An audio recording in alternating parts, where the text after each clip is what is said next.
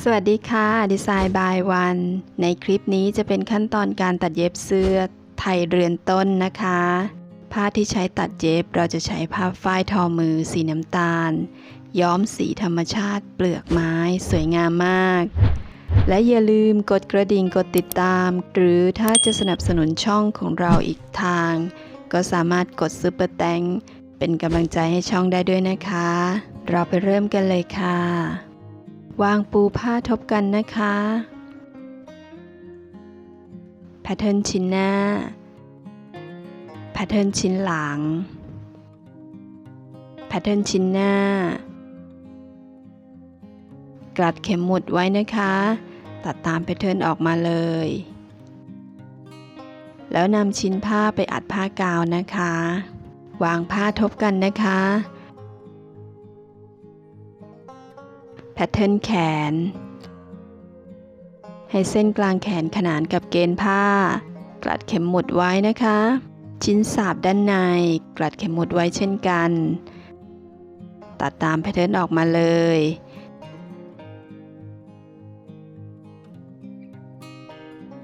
เสร็จแล้วนำไปอัดผ้ากาวปูผ้าทบกันนะคะวางแพทเทิร์นชิ้นหลัง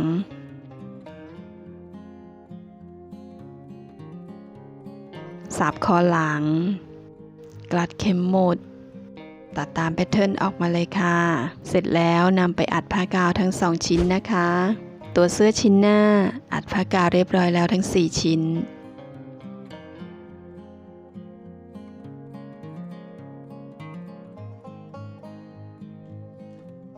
วางแพทเทิร์นตามตำแหน่งเดิมนะคะกลัดเข็มหมุดไว้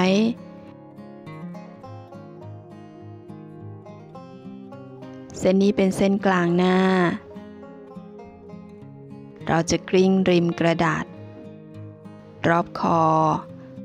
ไหล่มาร์กที่จุดอกไว้มาร์กเส้นใต้อกมาร์กเส้นเอวกลิ้งให้รอบนะคะ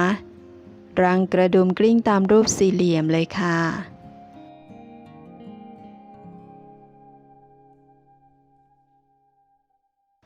กลิ้งวงแขนมาร์กที่เส้นเอว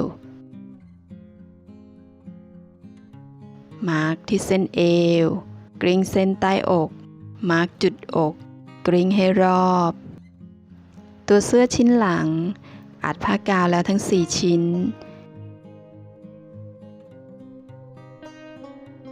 วางแพทเทิร์นชิ้นหลัง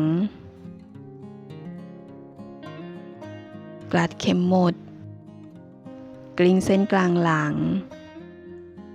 มาร์กที่เส้นเอวกลิ้งตามเส้นนะคะมาร์กเส้นเอวกลิ้งให้รอบเลยค่ะ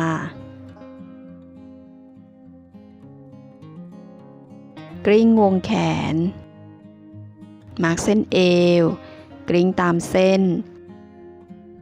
มาร์กที่เส้นเอวกลิ้งให้รอบนะคะแขนนะคะอัดผ้ากาวเรียบร้อยแล้วทั้ง2ชิ้นวางแพทเทิร์นแขนกลัดเข็มหมุดไว้กลิ้งตามเส้นกลิ้งเกรด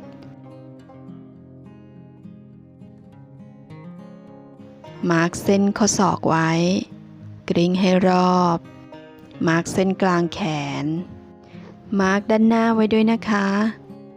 สาบด้านในอัดผ้ากาวแล้วทั้ง4ชิ้นวางแพทเทิร์นตามตำแหน่งนะคะกลิ้งไหล่กลิ้งคอกลางหลังส่วนนี้ไม่ต้องกลิ้งนะคะกลิ้งไหล่กลิ้งรอบคอมาร์กเส้นกลางหน้าไว้กลิ้งตามเส้นมาร์กเส้นกลางหน้าไว้มาดูวิธีเย็บแขนเสื้อก่อนนะคะปลายแขนรีดพับตามรอยกลิ้งไว้เราจะมาร์กเส้นกลิ้งปลายแขนไว้เพื่อเวลาพับปลายแขนจะได้ไม่บานหรือแคบเกินไปกลัดเข็มหมุดเส้นเกล็ด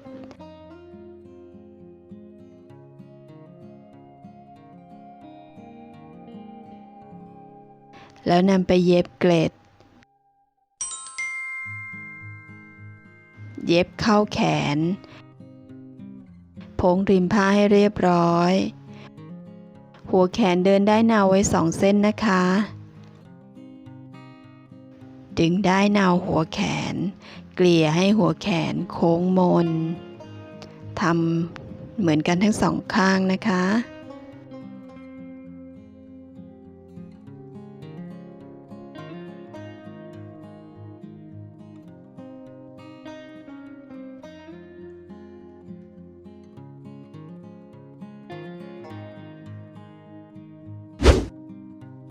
สับคอกลางหลังกรัดเข็มหมุดไว้นะคะ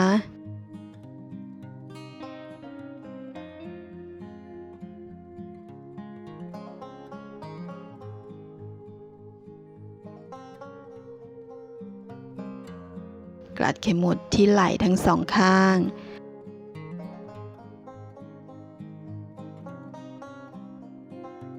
แล้วนำไปเย็บเสร็จแล้วเดินได้เนาเส้นคอโพ้งริมผ้าสาบคอเสร็จแล้วนะคะ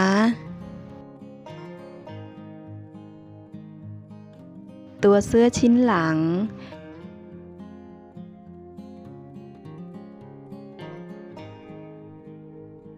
ชายเสื้อรีดพับตามรอยกลิ้งมาร์คเส้นกลิ้งไว้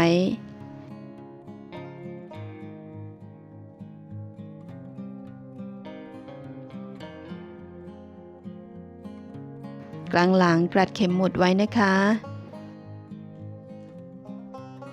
กรัดเข็มหมุดให้ตรงเส้นเอว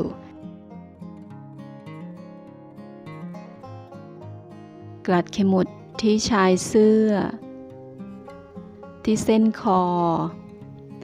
เสร็จแล้วกรัดเข็มหมุดตามรอยกลิ้งเลยนะคะ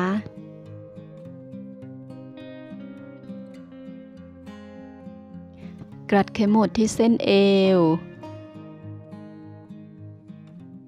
กรัดเข็มหมุดที่ชายเสื้อ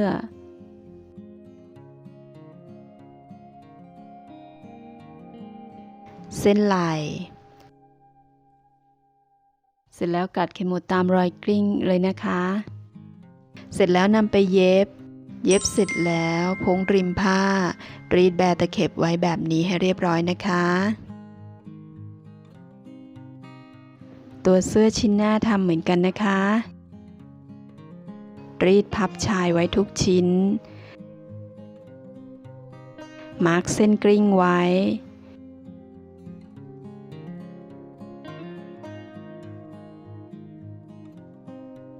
คลิปตรงเส้นอกไว้นะคะเผื่อเวลาเย็บตรงส่วนโค้งจะเย็บได้สะดวก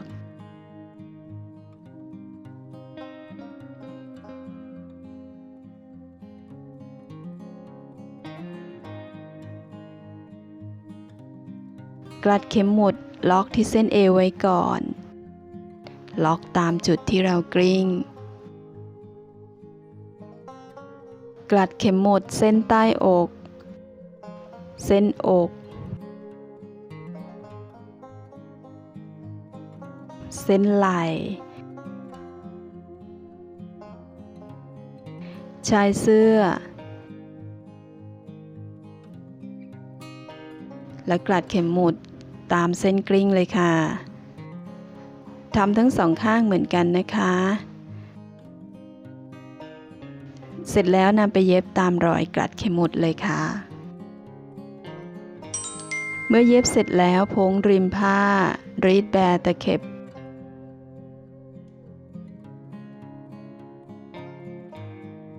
ชิ้นหน้าฝั่งขวาจะเป็นด้านที่เราจะเจาะรังกระดุมผ้าที่ใช้สำหรับเจาะรังกระดุมรีดอัดผ้ากาวไว้นะคะวางให้เป็นผ้าเฉลียงกรัดเข็มหมุด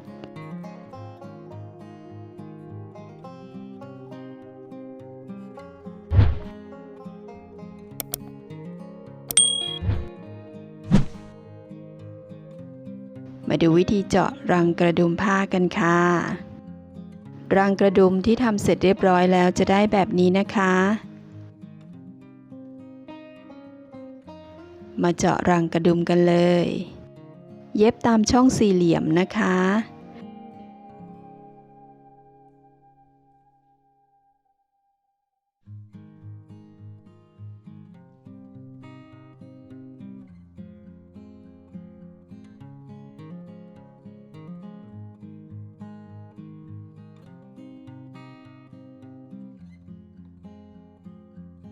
เจาะแบ่งครึ่งตรงกลางช่องสี่เหลี่ยมคลิปมุมปากฉลามทั้ง4มุม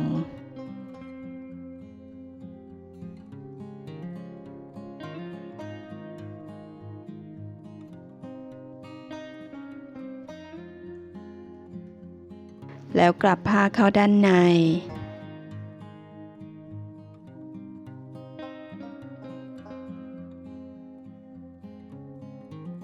พับครึ่งให้ได้ครึ่งหนึ่งของช่องสี่เหลี่ยมนะคะดันตะเข็บออกด้านนอกเสร็จแล้วเย็บชิดริมตะเข็บ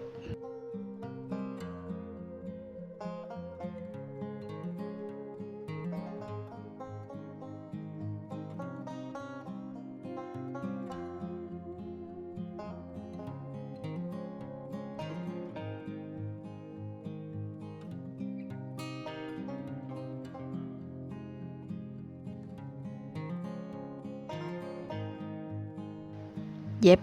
ปิดแบบนี้ไว้นะคะ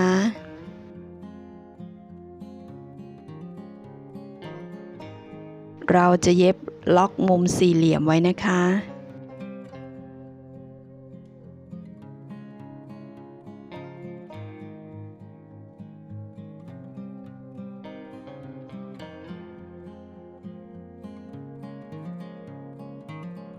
ด้านนี้ก็เย็บล็อกไว้เหมือนกัน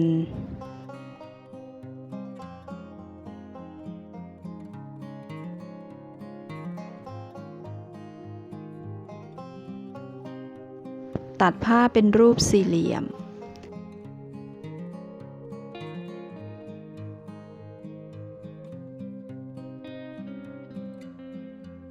รังกระดุมเสร็จแล้วนะคะเมื่อเราเย็บรังกระดุมเสร็จเรียบร้อยแล้วนำชิ้นหลังมาประกบกับชิ้นหน้า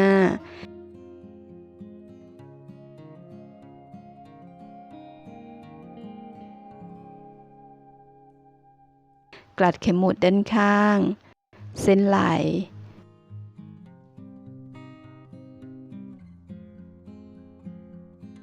นำไปเย็บนะคะเมื่อเย็บเสร็จแล้วพงริมผ้ารีดแบตะเข็บ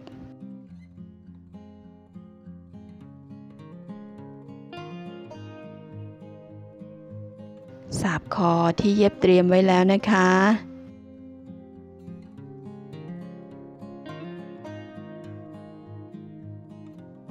กลัดเข็มหมุดรอบคอตามเส้นกลิ้งคอเลยนะคะแล้วนำไปเย็บ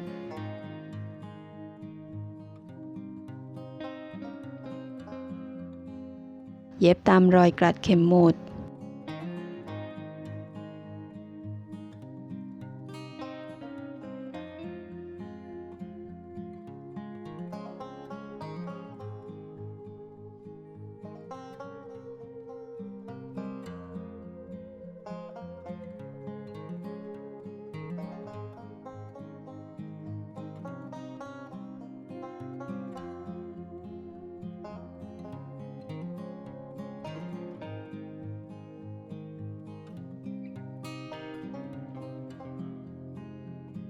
เล็มริมผ้าออกนะคะ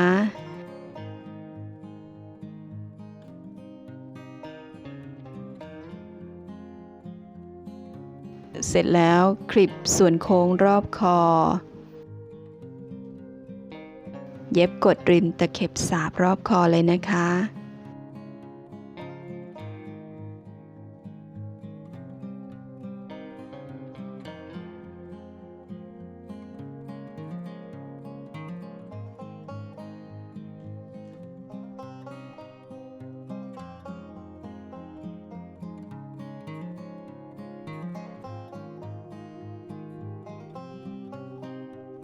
พับมุมกลับสาบเข้าด้านใน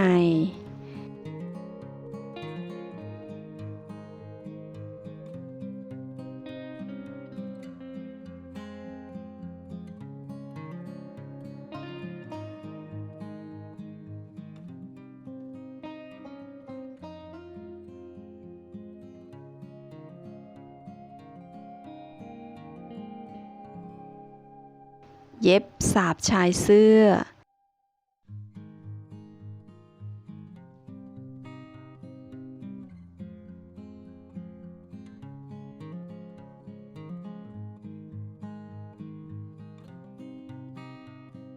กลับสาบเข้าด้านใน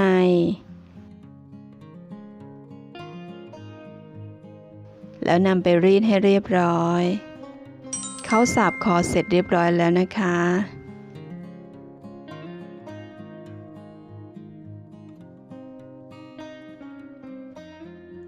ต่อไปเป็นขั้นตอนการเข้าแขนเสื้อนะคะ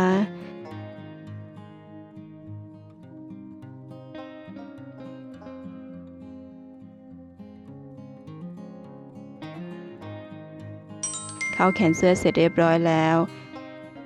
โพ้งริมผ้ารอบวงแขน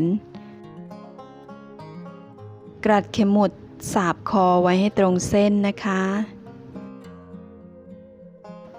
เรามาสอยชายเสื้อกันก่อนเลย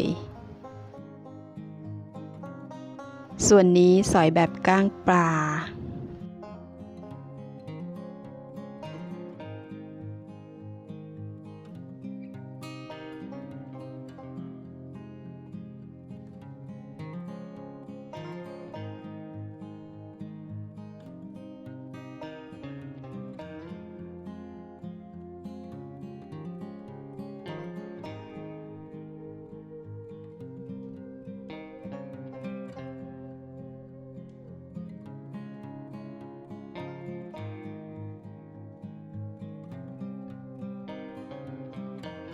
สอยแบบก้างปลา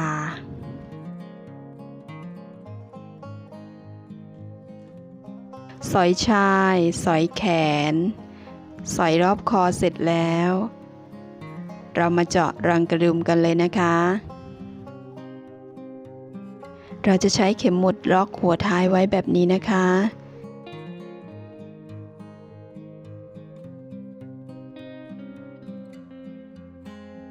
คลิปตรงกลางให้ขาดคลิปผ้าเป็นรูปกากบาท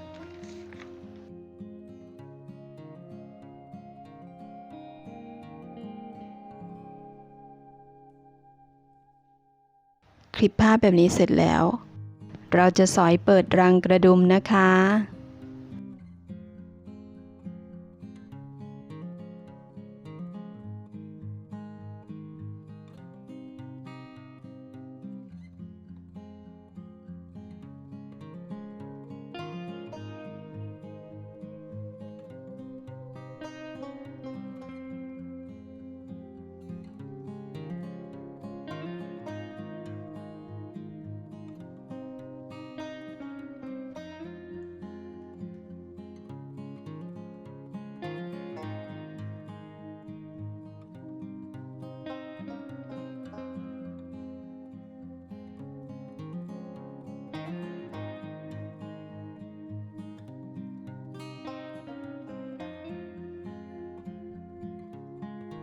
สอยรังกระดุมเสร็จแล้ว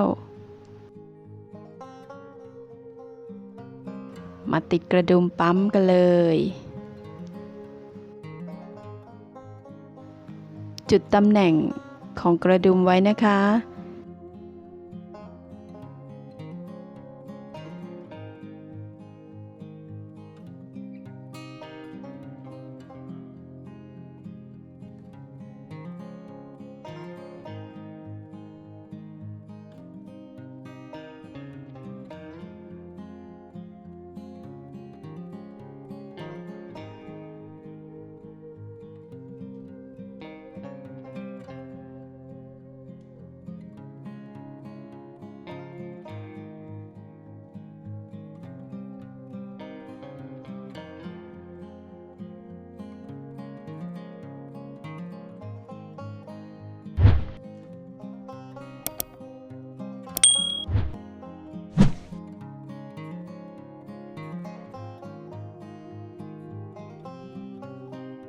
ติดกระดุมทั้ง 5 เม็ดเสร็จเรียบร้อยแล้ว